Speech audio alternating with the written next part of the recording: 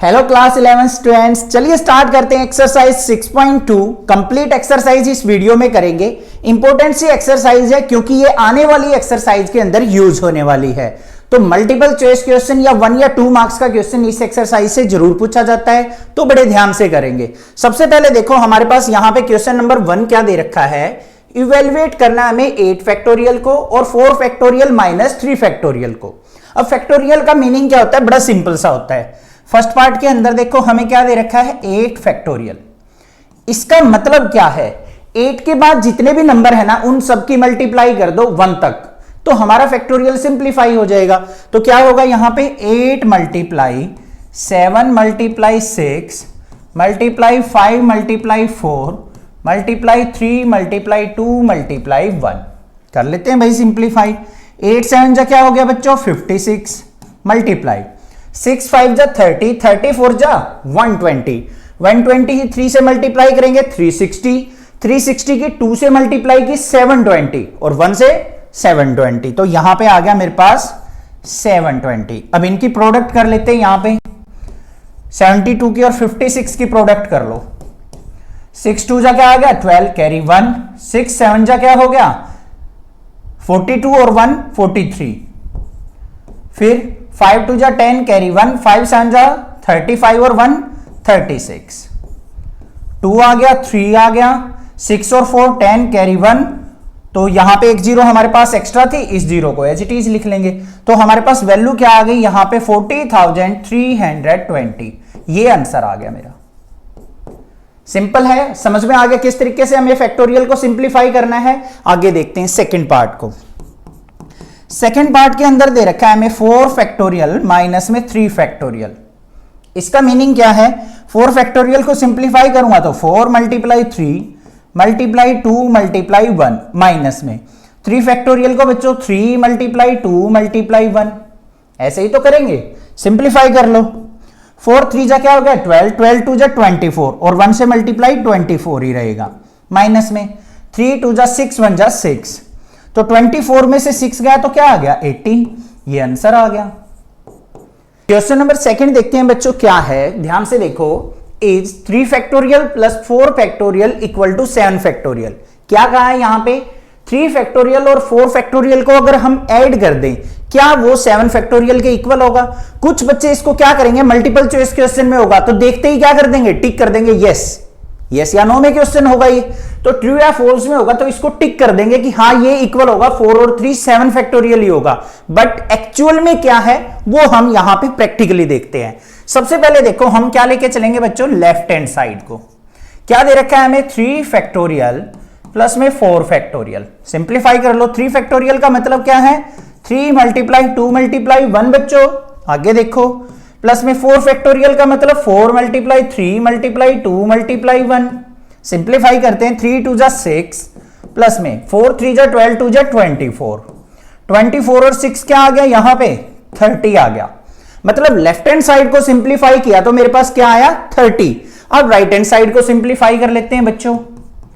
तो right hand side पे क्या दे रखा है हमें 7 फैक्टोरियल। वो किसके इक्वल होगा 7 multiply 6 multiply 5 multiply 4 multiply 3 multiply 2 multiply 1। यही होगा ना।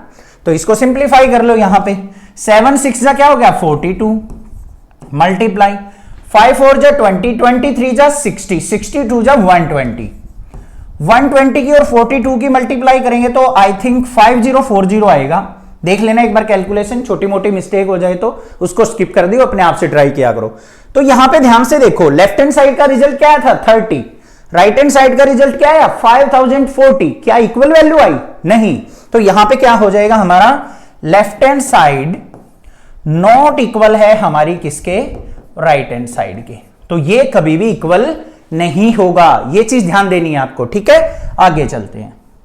नेक्स्ट क्वेश्चन क्या दे रखा है बच्चों, कंप्यूट करना है हमें 8 factorial divide bye 6 factorial into 2 factorial.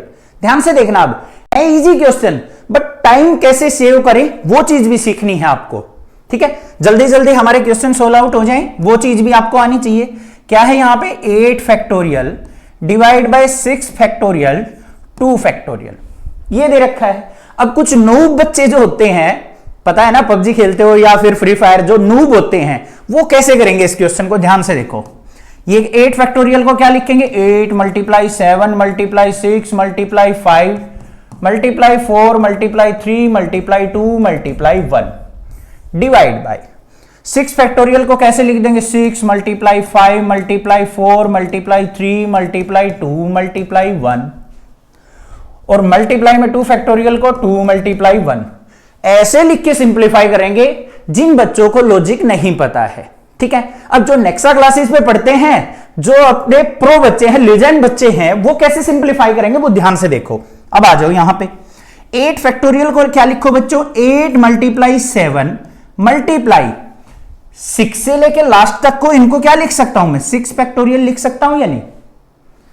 8 और 7 तो लिख दिया, लास्ट वाली डिजिट को क्या लिख दिया मैंने, 6 फैक्टोरियल, मतलब 6 के बाद 1 तक की मल्टीप्लाई डिवाइड बाय यहां पे क्या है 6 फैक्टोरियल मल्टीप्लाई 2 फैक्टोरियल को क्या लिख देंगे, 2 मल्टीप्लाई 1। अब देखो कितना सिंपल क्वेश्चन हो गया, 6 फैक्टोरियल से 6 फैक्टोरियल कैंसिल आउट हो गया हमारा, 2 1 जा 2, 2 4 जा 8, 7 4 जा क्या आ गया 28, आंसर आ गया भाई। ये हो गया प्रो बच्चों का काम, समझ में आया ना, ठीक है। तो नेक्स्ट क्लासेस पे पढ़ोगे तो आपको भी प्रो बना दूंगा, चिंता मत करो, मतलब मजाक कर रहा हूं, ठीक है। तो मतलब इस तरीके से हमें कैलकुलेशन ना करके हमें यह ध्यान देना है बच्चों कि डिनोमिनेटर में क्या वैल्यू है, तो क्यों ना हम इस फैक्टोरियल को वहीं तक अपना ओपन करें और डिनोमिनेटर से डिनोमिनेटर के कैंसिल आउट करके छोटी कैलकुलेशन बना ले, बस ये ध्यान देना है, ठीक है। आगे चलते हैं, क्वेश्चन नंबर 5 देखते हैं क्या दे रखा है। ये थोड़ा सा एडवांस क्वेश्चन आ गया और इस टाइप का क्वेश्चन आपका 110% पूछा जाएगा एग्जाम में। क्या है क्वेश्चन, ध्यान से देखो, पहले स्टेटमेंट लिखते हैं, 1/6 फैक्टोरियल प्लस में 1/7 factorial equal to x/8 factorial. ये क्वेश्चन दे रखा है। अब इसको बच्चे करते टाइम भी क्या करेंगे, ऐसे ही कैलकुलेशन ओपन करते चले जाएंगे, 6 multiply 5 multiply 4 multiply 3 multiply 2 multiply 1, ऐसे नहीं करना। ट्रिक देखो ध्यान से समझो, यहां पे क्या दे रखा है 1/6 फैक्टोरियल, इसको ऐसे के ऐसे लिखो बच्चों, लिख दिया, प्लस में 1/7 फैक्टोरियल को कैसे लिख दो, 7 मल्टीप्लाई 6 फैक्टोरियल। ऐसा क्यों किया, क्योंकि यहां से मैं 6 फैक्टोरियल को कॉमन ले सकता हूं। क्लियर बात, आगे आ जाओ। यहां पे क्या है, x/8 मल्टीप्लाई 7 मल्टीप्लाई 6 फैक्टोरियल तक ही इसको हमने क्या कर लिया, ओपन कर लिया। अब देखो कितना सिंपल क्वेश्चन हो गया, यहां से कॉमन क्या आ गया 1/6 फैक्टोरियल, यहां पे बच गया 1 प्लस में 1/7, यही बचा ना। आगे आ जाओ, x/8 7 जा क्या हो गया बच्चों 56 मल्टीप्लाई 6 फैक्टोरियल। अब लेफ्ट साइड भी 6 फैक्टोरियल है, राइट साइड भी, तो 6 फैक्टोरियल से 6 फैक्टोरियल कैंसिल आउट हुआ या नहीं हुआ, हो गया ना, था ना सिंपल। अब इजी कैलकुलेशन बन गई। अब आपके माइंड में आ रहा होगा सर हमें कैसे पता चलेगा, जैसे आपने लॉजिक लगा लिया कि इसको 6 तक ओपन कर लो, यहां से कॉमन निकाल लो। भाई जिसकी थोड़ी थोड़ी कैलकुलेशन स्ट्रांग है ना, और जो थोड़ी सी क्वेश्चंस की प्रैक्टिस करता है, प्रैक्टिस का मतलब ऐसे पढ़ के नहीं 7 फैक्टोरियल को ऐसे लिख दूंगा, ऐसे कर दूंगा, एग्जाम से पहले जो रीड करके क्वेश्चंस करते हैं ना, वो तो भाई छोड़ ही दो, कभी भी क्वेश्चन नहीं होंगे आपसे। आपको बस करना क्या है, जितना पेन पेपर का यूज करेंगे ना, उतने ज्यादा स्ट्रांग होंगे मैथमेटिक्स के अंदर। तो जितनी ज्यादा प्रैक्टिस कर सकते हो उतनी ज्यादा प्रैक्टिस किया करो, अपने आप सोल्व होने लग जाएंगे, ये अपने आप माइंड में आने लग जाएंगे, इतना काम अपने आप करेगा माइंड, ठीक है। आगे चलते हैं, यहां पे देखो इसके अपन में 1 मान लिया, एलसीएम आ गया 7, तो 7 1 जा 7 प्लस में 1 इज इक्वल टू क्या आ गया x/56। 7 और 1 क्या हो गया बच्चों 8/7 इज इक्वल टू x/56। हमें किसकी वैल्यू निकालनी है, x की, तो x को यहां रहने दो, इसको इधर ले आओ, 8 multiply 56 divide by 7 equal to x। तो 7 1 जा 7, 7 8 जा 56 और 8 8 जा क्या आ गया 64 इक्वल टू x। तो x की वैल्यू आ गई 64 और this is the answer. Clear है या नहीं है, समझ में आ गया, क्वेश्चन में कोई दिक्कत नहीं होनी चाहिए, क्लियर। आगे चलते हैं, नेक्स्ट क्वेश्चन को देखते हैं क्या दे रखा है। क्वेश्चन नंबर 5 क्या है, evaluate n factorial divide by n minus r factorial. ये हमें एक स्टेटमेंट दे दी बना के, एक फंक्शन बना के दे दिया। आगे क्या कहा है, व्हेन फर्स्ट पार्ट में n equal to 6 r equal to 2, जब n की वैल्यू 6 और r की वैल्यू 2 हो तो इसकी वैल्यू क्या होगी?